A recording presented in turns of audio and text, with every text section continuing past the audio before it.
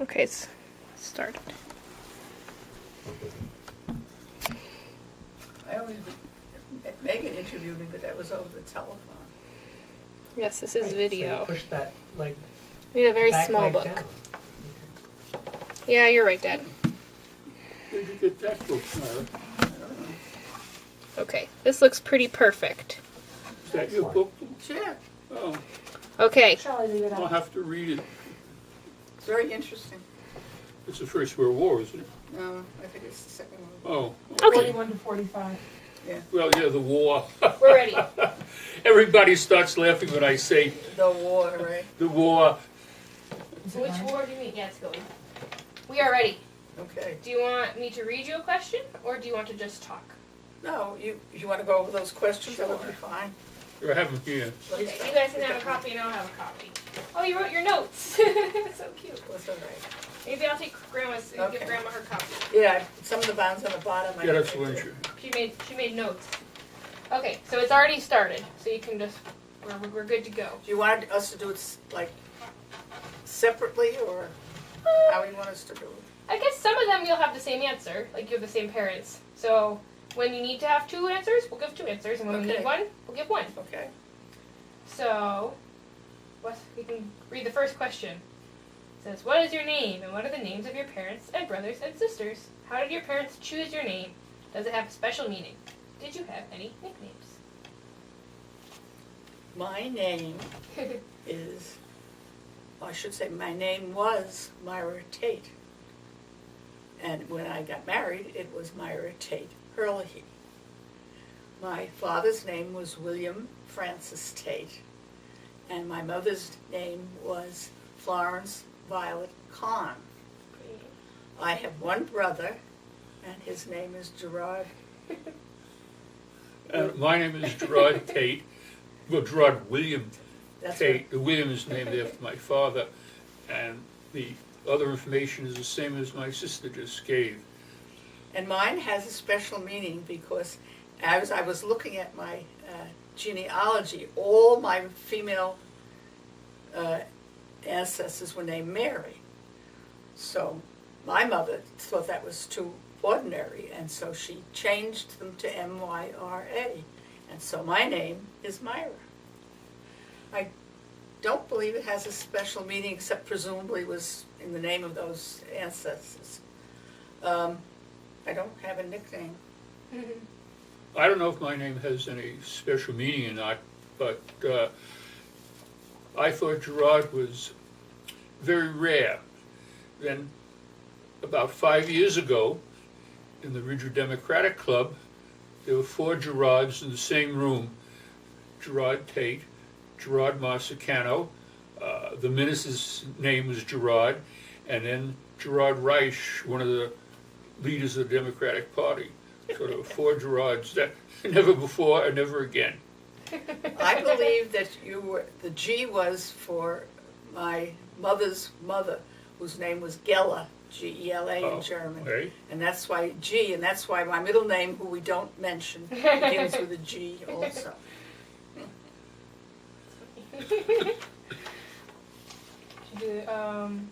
When and where were you born? When and where were your parents born?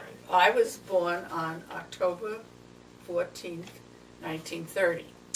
I believe the hospital was in Brooklyn, but my home from the time I was born until I was married was in Ridgewood, which is some parts in Brooklyn and some parts in Queens, and ours was in the Queens part. Where were your parents born? And my brother was born, I believe, in the same hospital. Yes. And we lived in the same place, which was a 2-family brick house attached. And that house was bought by my mother before she was married. I believe it was 1914 or 15. They bought Well, it the was our house. grandparents that bought it at first. Well, the money Well, it was pro- put by had to be our 19, mother on our own. I always say 1917, All right, but you get the idea. because our mother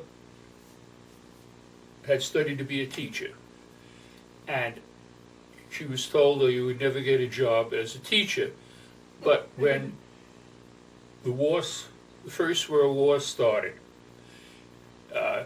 New York was, until the 50s, the historical center of manufacturing in the United States of America.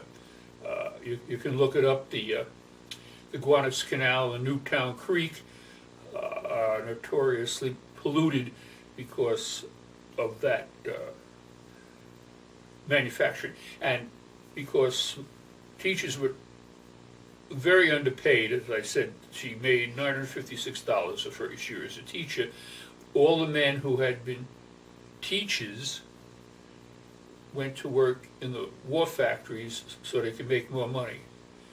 Now, this is what my mother said. You could look it up on the smartphone and find out, statistically. Sure. But this is what our mother said. And so she got a job as a teacher, and then my Uncle Joe got his job, I forget what it was, and then they were able to buy the house. And it was a two-family house, so for our whole childhood, we lived with our grandparents, and then we had an uncle who was not married. He was much younger than, and so that he lived there too. So until I married, I lived in that same house. Except when he was in the Army, he lived in that house. Yeah. Do you know where your parents were born? Oh, sure. My father was born in the city of Brooklyn. Uh-huh. Brooklyn in 1894 he was born. And in 1898, was only 1898 when Brooklyn became part of New York City. I didn't know Brooklyn that. is a borough of New York City now. And my mother was born in Manhattan, New Yorkers. in New York City. Yeah. Uncle Jerry And my too. brother was born the same place as I was. Yeah. What year was Grandma born? Or your mom? 1898. So they were 4 years ago. And my father's family lived where the maybe not, the AT&T building in Brooklyn is now. I mean, well, whenever the AT&T building was put up, they knocked down all those old houses. Oh, I didn't know that. I And didn't know that either. one of his uncles, my father's uncle, owned a funeral parlor, and it was there until they built the Brooklyn Bridge. At least my father, and they took the property for one of the, he said the pier, but I guess it's probably one of the on-ramps for the Brooklyn Bridge. I didn't know that. And they would have the funeral in Brooklyn, and then they would come out to Ridgewood. Oh, I should know the name of the cemetery, but I don't. It's on Metropolitan Avenue, just near the end of the M train, and they would come out to, what was the name of the restaurant they came to? Can't remember it now. It's okay. No one's going to know. Our great-grandchildren aren't going to know. There was a very famous restaurant outside. Here was the restaurant, and there was a cemetery, and they would come bury them, and then they would have their lunch in the restaurant, and then they would go back to Brooklyn. And don't forget it was all horse-drawn. Yes, I was Oh, going to wow. say, because it took a long time to get from Brooklyn to Queens in those days. Yes. And the restaurant, it's too bad I don't remember, it had always been there, because when the farmers came from Nassau County, which at that time it wasn't Nassau County, it was whatever they called it, it was part of, it hadn't been named, well, it had named, whatever, that's historical. They would, the farmers, of course it was horse-drawn, would stop there halfway between the farm and the Fulton Ferry and stay there overnight, and the next morning Wow. they would go to Fulton Ferry to Manhattan, and and then on the way back the same. So the cemetery was there, and they would stop and have their after the cemetery, after the burial luncheon, because it was a whole day trip by horse from downtown Brooklyn. You can measure it on a map and you'll find out, how long it would take a horse to go from downtown Brooklyn to When you- Metropolitan Avenue and Fresh Pond. Cool. I don't think we need to know. I Why don't, don't we you try said it? where did they live? Do you want to know where they, countries or what? I think knowing like where did your family come from? So you said like your parents were New Yorkers, but like Yes. was the generation before them New Yorkers or 2 generations back? Like when did our Okay. family? Where did they come from, Good and when question. did they come? All right, this, I'll do our maternal side first. Okay. My maternal grandparents, my maternal grandmother, our maternal grandmother was born in Germany, in the northern part of Germany called Hesse, Hesse. Okay. And she had 9 siblings, Wow. 5 brothers and 4 sisters. All of the 4 sisters came to the United States, some of them before her name was Fanny. Okay.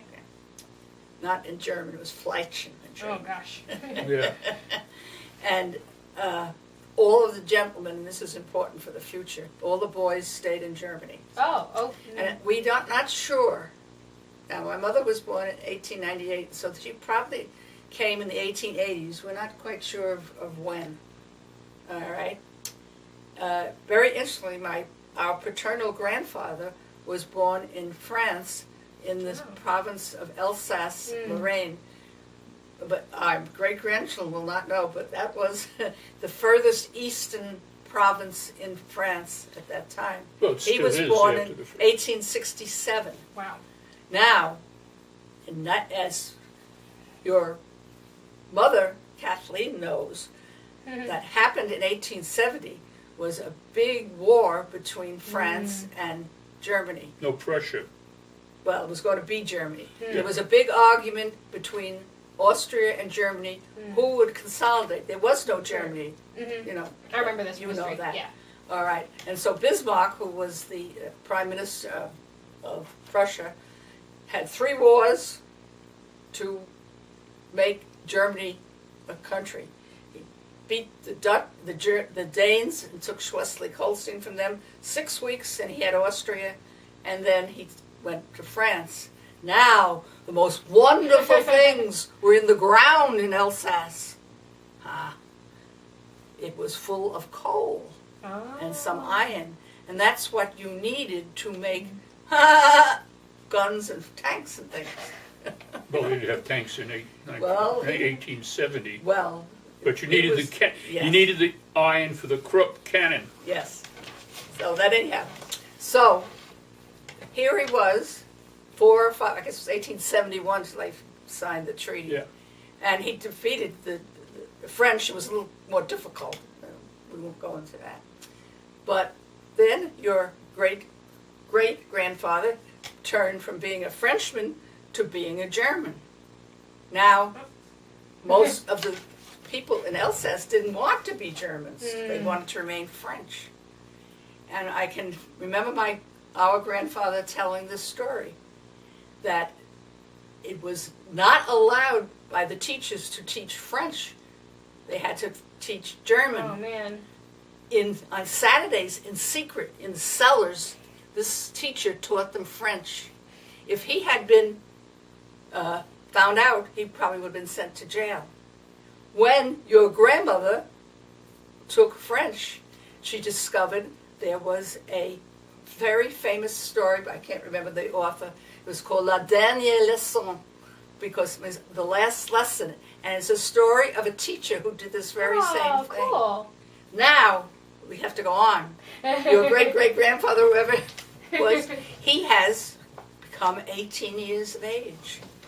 What happens to a young German when he's 18 years of He has age? to enlist in the army. He is drafted into the army. And where would Mr. Bismarck send him? As far away from France as they can, to East Prussia. Oh, you want to go there. Now, according to our grandfather, he had 2, I think they were half-sisters, who had enough money, and they were able to, he got into France. He was a mechanic. came to the United States. Oh, wow. And there, we don't know what year, Mm. again, it must have been the 1880s, he was not able to get a job as a mechanic, but he had some distant relative who was in the butcher business. And he was a butcher boy. Oh. And where did this butcher boy come? He came to the house of the Morgenthors, yes, where our grandmother, who was Jewish, so was our grandfather, and she was the kosher cook for this family. And every week or every other, I don't know how many times a week, there would be the butcher boy, Theodore, his name was, Theodore Kahn, K-A-H-N, and he met Fanny Dannenberg, and they became married. Aww. And they got married I have our cousin James his grandfather was a witness. Was it in 1897, I believe they got married. So now you know that his name was Theodore, Okay. which is very interesting because it's a Latin word. It means gift of God. Theo is God, Dor is gift in Latin. All right, so that one. It's the maternal side. That's my maternal Tell side. where Grandma came to I first. did already. To America. I did. You told me about how your grandfather came to America. I just said she came on a boat. Oh. Yeah, but she went to Birmingham first. Oh, right. Birmingham, right. Alabama? Yes, because Really? her sister Caroline lived there. So. But did she come from Germany as well? Oh, they all came. They all So were your born that grandmother same and your little- grandfather came from Germany? No. This her sisters. Okay. She wasn't married to my grandfather. Gotcha. Yeah. She didn't know her grandfather. Yeah, well, they no. met in America, you said. They met in America. But yeah. before she got married, she came from Germany? Yes. Okay. Yes. Just wanted to clarify that. Probably came out of Hamburg. Okay. I would think. That would probably be Yeah. So she came to America because there were family members in Birmingham, Alabama, which was not Birmingham, not like we know it today. Sure. And so none of the family members ever came through Ellis Island. No. Didn't She exist, went so. directly to Birmingham, Wow. and then because in Birmingham only Afro-Americans were servants in those days, and so she couldn't get the kind of job, and so then she came to New York City, Oh. Yeah. So where they, she got the job that night. so they both were in Sure. New York City at Gotcha. the time And they they met got in- married.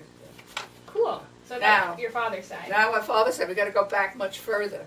So they would have been there like at the turn of the century. Now, we're not sure exactly. There's two families on our father's side. One of the Sullivans were his mother's family, and the Tates were his father's family. The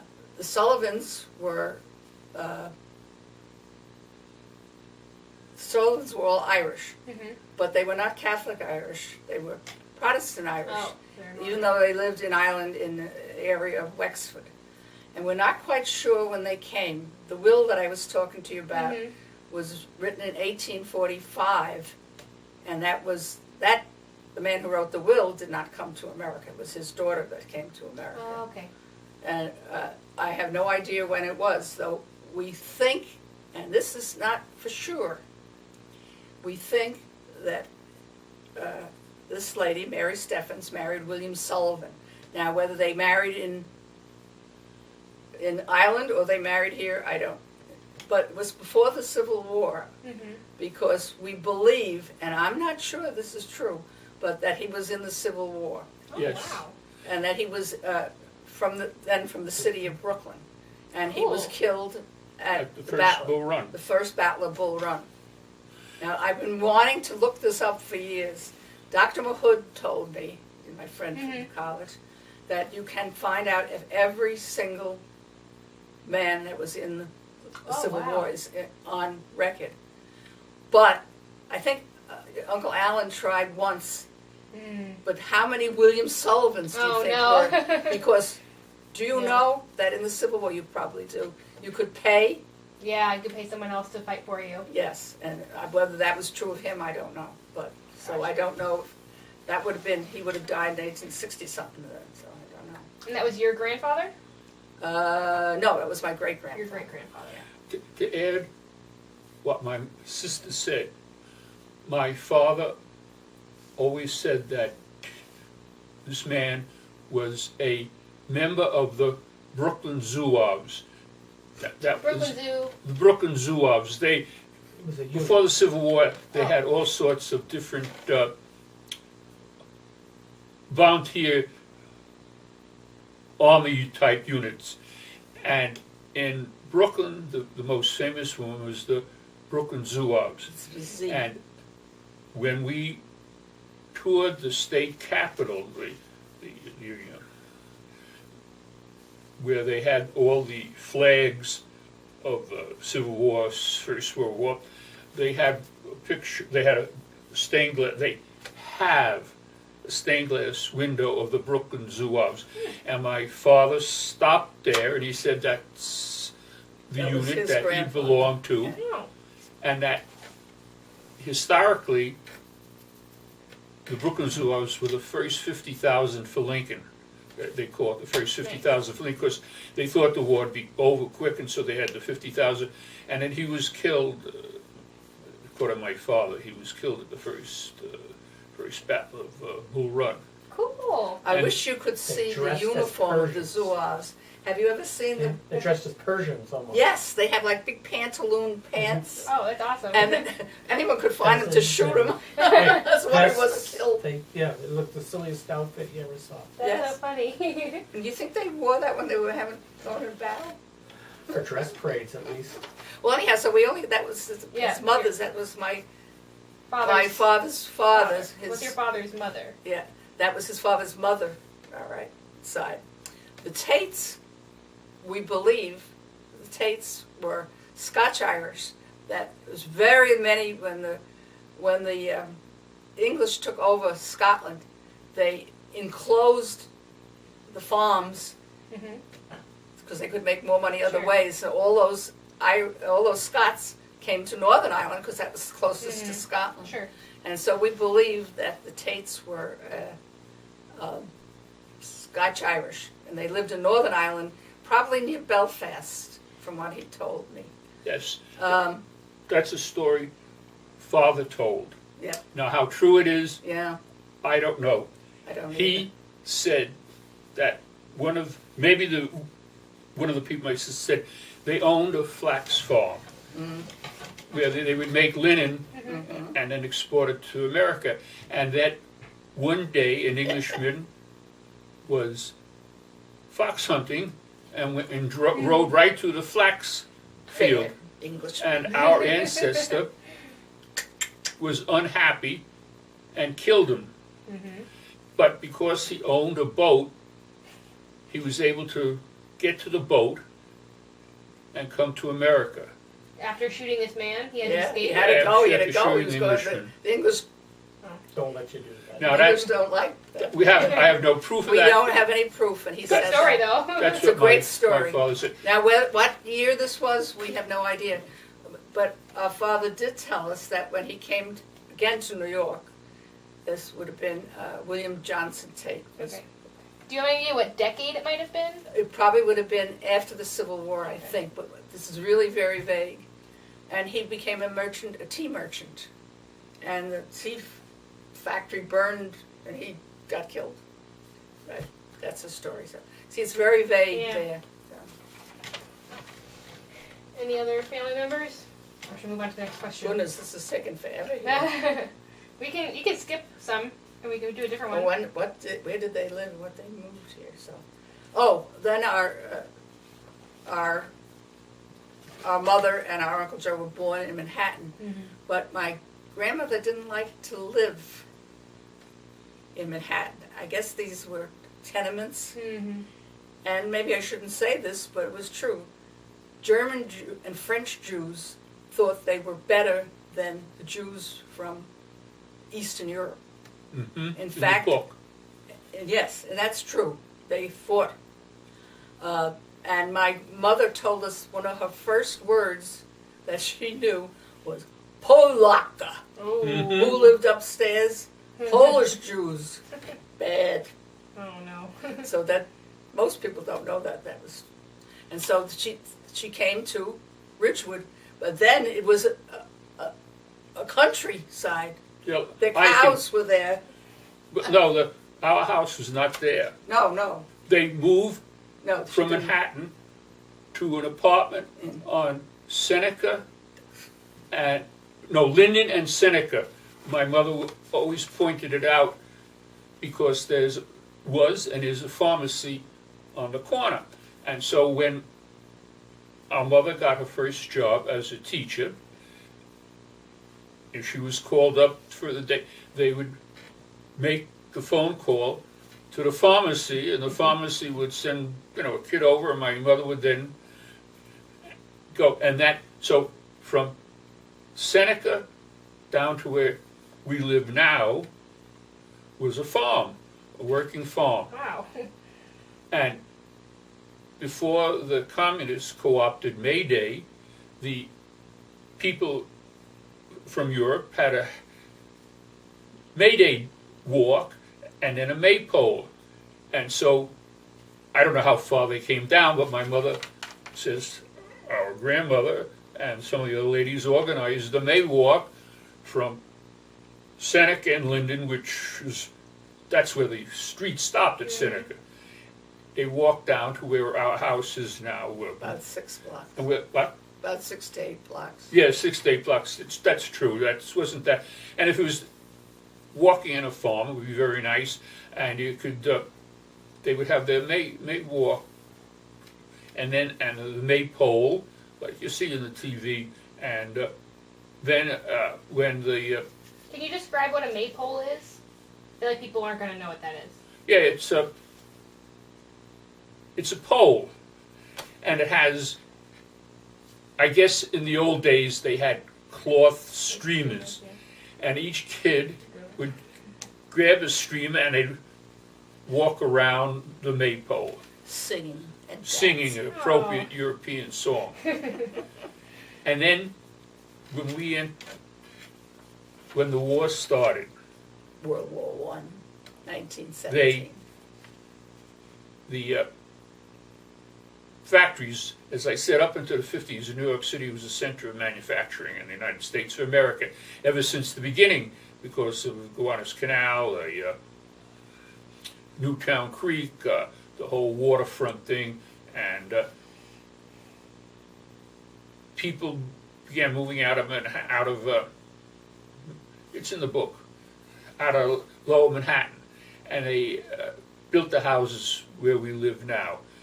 And when you come down Linden Street from Seneca, you get to Forest, and then there's a little dog leg of about 15 feet to continue down. And my mother always says that was because there's a cow path. There you go. And so that's how we got the house and how it was all built. And every 100 years, they have to replace things. So this year, everybody was and is still in an uproar because they had to put in new sewers, new electric, new water pipes. And so people were very mad because there was no place to park. And now there's a bridge over the Long Island Railroad at Metropolitan Fresh Pond. And so it's over 100 years old. And they had to replace it, so people are very, very upset. But I was always waiting for that bridge to collapse, because when Kathy was chair of the You can't just say Kathy. Maybe Uncle Jerry, maybe we can do another question. Yeah. she was chair of the Transportation Committee, her assistant had a tour under the bridge, and he said it was about to collapse because what happened is they built the bridge and then they put wings on it. Yeah. And so now, but that's Let's Yeah, go on. maybe another Let's move story. on to another yeah. question here. What are we up to, kiddo? Why don't we do the next chunk? So, what kinds of things did your family do together when you were young? Well, in the summertime, because school teachers have summers off, we went out to Long Island, the country, to the country. 2-lane road. And right now, those are completely citified. I mean, Mhm. there are no separate towns. They all run in together. Then they were separate entities. And so we would rent a bungalow. Sometime it didn't have running, it had running water, but you had to pump the water in the kitchen. I mean, it was, you know, it was country. And so we did that in the summertime, and our grandparents came with us, and sometimes my uncle and his family. And Father would come out And on the weekend. on weekends. They call it the Southampton Cannonball. I don't. That's the name he gave it.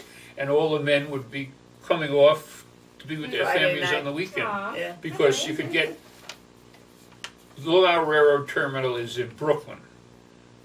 And so you'd go to Long Island Railroad Terminal and they would get on and they would get off at the suburban stops. That was a lot of fun. And the train So was, did you go swimming and Oh, go to yes, the beach? in Long Island Sound, yes. Nice. Yeah. the trains were fired by coal. And I don't know, because Gerard was 5 years younger, but I can remember very early in my life, before you were even born, my father would take me, and then later Gerard, to all sorts of things in New York City. I probably went to the Metropolitan Museum of Art when I was 6 years old. Wow. And many of the things in New York City, the museums and all the events that happen, so that you get the city. Mm. And I don't know if that would go on to the. Yeah, well, because, No. what other things we saw was the Bringland Brothers Barnum and Bailey Circus. Yeah. Because we left school one day, and our father took us to not the Madison Square Garden you see now, and not the Madison Square Garden that just was before that one, but the previous Madison Square Garden. And because it was before PC, they had Gargantua, the big ape in a little cage, and then they would have the hippopotamuses in a little pool, and then they had all this acts that now you can't see, the lions jumping through, and tigers jumping through the Wow. fire Real hoops, animal circus. and then the elephants marching, and then they had the acrobats flying around up on the top and everything. And so, yeah, we saw that they were there, and I think we got to move on, or she's yeah, going to run well, out she of can things. cut it I if she can wants. check it. What was it like growing up in the 30s and 40s? And I Yes. think this is very important. I hope your children will have studied the years of the 30s were the years of terrible depression in the United States. I believe up to 40% of the people were unemployed. And there was no things that the government did to help people who were poor in those days. There was no Social Security, no food stamps, none of those things. And so we were so fortunate because we had two parents who had jobs. Our mother was a teacher. Our father was an engineer in Consolidated Edison Company, which people still need electricity. And so we were really not cognizant of the fact that there was a depression until much later. And by that time, our grandfather had a little butcher shop, so we always had meat. But the world was so different. The world was very, very different than it is now. The place of women I need to speak to. Our mother was actually walked in one of the last days, a parade for Yes. women's suffrage, Mhm. which didn't get through till about 1920. Mhm. And so just think of that. When I was growing up, women were supposed to stay home and not go out into the world. It was considered not such a good thing to do. And as I was telling you in the past, when my mother went to high school, all her friends said, "Oh, you can't do that. She will get married and you will not get any money from her." And she graduated from high school. And then to go to college, our uncle was one of the first. He went to Cooper Union, which was set up for poor boys, and was able to get a bachelor's degree, which was remarkable. So that we really were not cognizant of that. And then comes the war. The war. You see how we say that? Because then came World War II. I don't know, you want me to talk a little about Sure, that? yeah. I think I've told you that story of sitting next to my grandfather. He was by the radio. Mm-hmm. This is a good story. This is true. I can remember it. And he cursed, and my grandfather never cursed in my life. And he said those curse, Bosch, that's the way they talked about Germans, have done it again. This is the third time in his lifetime. When he became from French to a German in 1870, 1914 was World War I, and here it is 1939, and the Germans have invaded Poland. And that, to think about it back, that's 3 times in his lifetime. And he was only by about 60 or 70 then, I don't know. So, and that war, and our uncle, who was younger than his 2 siblings, was drafted. And he was in the European theater during the war. And so we were always worried about him. We had a big map up in the... Yes, we have the movies we have a of picture of it. And we were showing where he was. Sometimes we'd get letters and sometimes not. the V-mail. He came home fine, but he was... so that was true. And you could walk down the block. It's a big, long block, a city block. And in the window were little flags. And if you had a person in war, you had a little blue star. If he should die, it was gold. And so they even do have gold star mothers yet now, I believe. And so when I was, let's say I was 9 years old in 1939, when World War II was finally over, it was 1945, and I was almost 15. And it seemed to me that the war went on and on and on, that there would be war my whole life.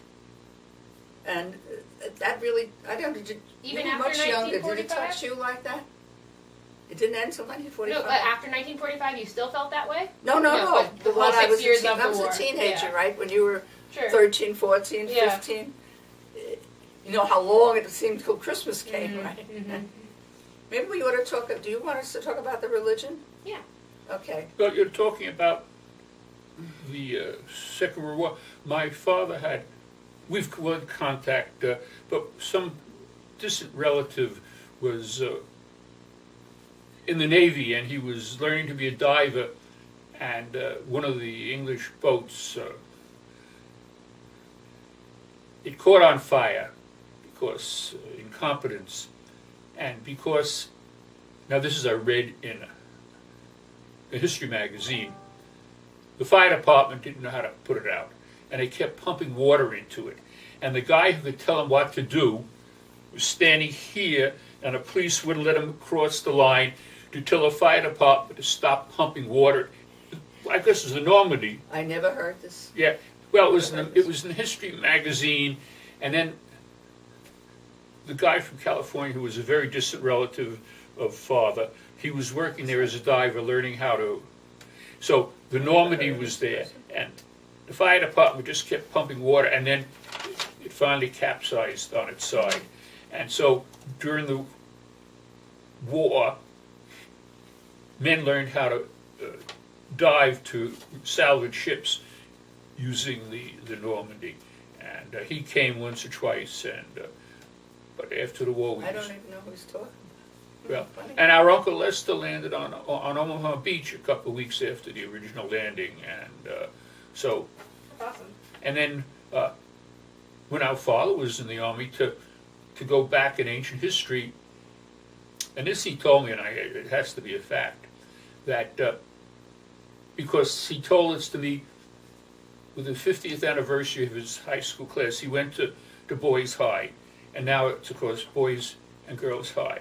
And when he came back from the, I guess, I don't know what year reunion, he said that after his class, because that was, what was that separate but equal decision in 1896?